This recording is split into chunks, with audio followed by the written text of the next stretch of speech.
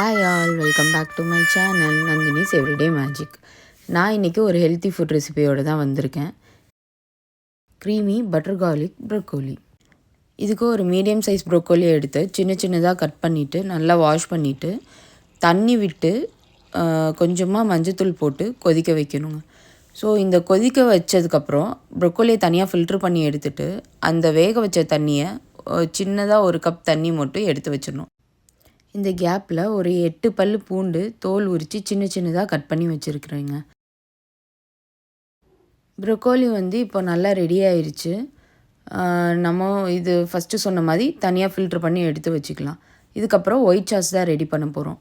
இந்த white சாஸ்க்கு no மைதா no flower. நம்ம ஆனியனும் cashew nuts மட்டும்தான் யூஸ் பண்ண போகிறோம்.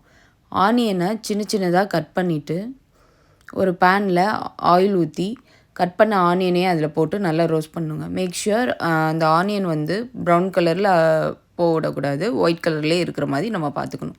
அதுக்கப்புறமா இதோட கேஷ்யூ நட்ஸையும் நம்ம ஆட் பண்ணி நல்லா ரோஸ்ட் பண்ணிக்கணும். ரோஸ்ட் பண்ணிவிட்டு இதை ஆற வச்சு ஒரு மிக்ஸி ஜாரில் கொஞ்சமாக நம்ம வேக வச்ச ப்ரொக்கோலியவும் இதோடு சேர்த்து அரைச்சிக்கணுங்க. அதுக்கப்புறமா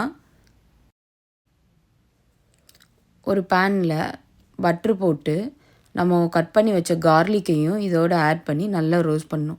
கார்லிக் நல்ல ப்ரௌன் கலரில் ரோஸ்ட் ஆனால் தான் அந்த கார்லிக்கோட ஃப்ளேவர் இந்த டிஷ்ஷுக்கு நல்லா இறங்கும்.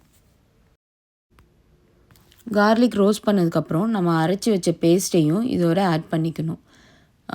பேஸ்ட் ஆட் பண்ணோன்னே பார்த்தாலே தெரியும் உங்களுக்கு, நல்ல ஒரு திக் கன்சிஸ்டன்சியில் இருக்கும். இதோட நான் ஒரு 150 ml பால் எடுத்து வச்சுருக்கேன். நான் காய்ச்சாத பால் தான் எடுத்து வச்சுருக்கேங்க. உங்களுக்கு வேணும் அப்படின்னா நீங்கள் காய்ச்சி பால் ஆற வச்சு கூட எடுத்து வச்சுக்கலாம். அந்த பாலையும் இதோட நம்ம ஆட் பண்ணணும்.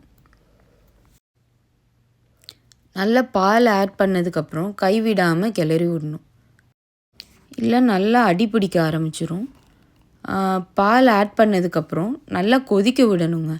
கொதிக்க வச்சா அப்படின்னா பாலோட ஸ்மெல் போயிடும். யூஸ்வலாக ப்ரொக்கோலி நம்ம இந்த மாதிரி சூப்போ இல்லை இந்த மாதிரி க்ரீமி ப்ரொக்கோலி செய்யும்போது பால் ஆட் பண்ணால் அதோட ஃப்ளேவர் நல்லாயிருக்கும். ஸோ இதோட இதுக்கு தேவையான அளவு salt, chilli flakes, mixed herbs, pepper powder, இது 3 தான் ஆட் பண்ண போகிறோம். ஸோ இது 3 ஆட் பண்ணதுக்கப்புறம் நல்லா கிளறி விட்டுட்டு வேக வச்ச ப்ரொக்கோலியவும் இதோட கலந்துக்கலாம். வேக வச்ச ப்ரொக்கோலியும் இதோட கலந்ததுக்கப்புறம் பார்த்திங்கன்னா ரொம்ப திக்காக இருக்கும்.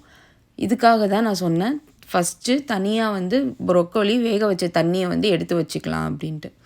ஸோ அந்த தண்ணியவும் இதோட ஆட் பண்ணிவிட்டு நல்லா கொதிக்க வச்சு இறக்கிற வேண்டிதான்.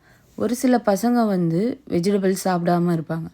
அவங்களுக்கு இதை அப்படியேவும் ஆற வச்சு மிக்சியில் போட்டு கொஞ்சம் தண்ணியாக அரைச்சி கொடுத்தோன்னா சூப்பாக கொடுத்துர்லாங்க. அப்படி இல்லாட்டினா நல்லா சாப்பிட்ற பசங்களாக இருந்தால் இதை அப்படியே செஞ்சு கொடுங்க. அவ்வளோதான், நம்மளோட creamy butter garlic broccoli ready ஆயிடுச்சுங்க. தேங்க்ஸ் ஃபார் வாட்சிங் and please subscribe my channel.